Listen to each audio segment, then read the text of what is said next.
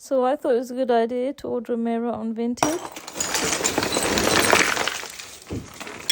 I know what you're thinking. It's not that bad, it just needs a new mirror. Honestly, I wish it was that simple. There was cracks all over the frame. Parts of the frame were chipped off, and she even painted with another shade of white on top of the frame, so it was just a whole mess. Regardless of this, I still wanted to salvage the frame, so I repaired all the damage, mostly using wood filler. Once everything was dry and I sanded it off, I was left with this lovely base. I decided to paint the frame in green and gold. For the green I used chalk paint, and for the detailing I used gold gilding wax.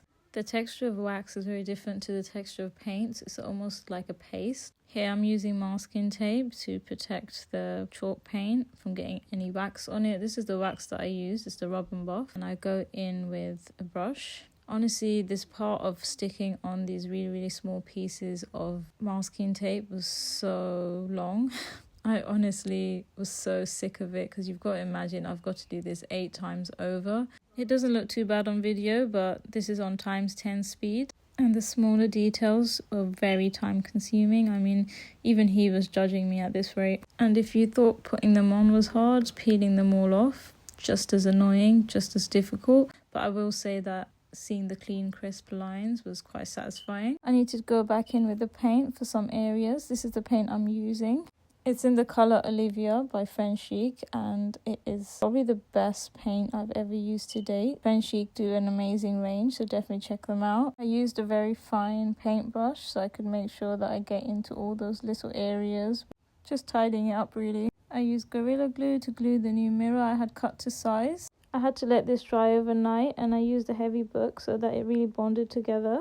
Where the old mirror was, there were lots of little bits still stuck to the frame, which I had to remove, or my new mirror wouldn't sit flat. There was also a lot of this glue which was stuck all over the frame, which I had to remove.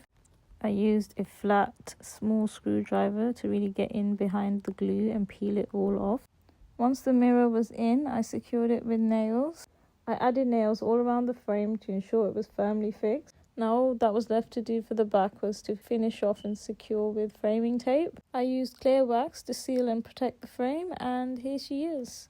She really was the bane of my existence, but she's also the object of all my desires. And on that note, comment down below and let me know what you think, and make sure you're following me so you can see what else here is made by Zany.